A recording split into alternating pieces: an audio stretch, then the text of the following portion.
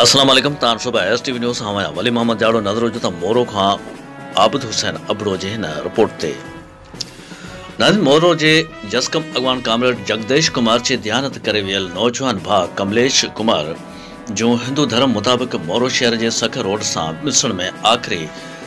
रस्मों अदा कयो वियो। रस्मुन में साजन कुमार, कैलाश कुमार, केवल कुमार, नादर चानी, ओड हाजी अजीज चांडियो, बिलावल डाहरी, अब्बास खोखर, बशीर अहमद लगारी, अनवर चौहान, हाजी एहसान मेमन, शाहिद मेमन, गुलाम सिंह सोलंकी, नसीर सरयो, जावेद अहमद जुल्लो, फकीर निसार मेमन, मोहम्मद अमीन कलोड़ो, शाहिद अली जरदारी, हसन अब्बास कलोड़ो, कामरेड असाब चांडियो, अली असगर कोराई, पीपी अगवान खान डाहरी, मुजफ्फर गुलाबानी, शायर खान मोहम्मद खाकी, दीदार अली सियाल, असगर आलमानी, जानी मोराई, वहीद रज़ाक मस्तोई, सरमद रज़ा मस्तोई, अली शेर, रोशन अली खां अलावा शहरियन, दुकानदारन, मुख्तलिफ सियासी समाजी, इल्मी, अदबी साफ़ियन, वकीलन, उस्तादन, तंजीमन के अगवानन, कारकुनन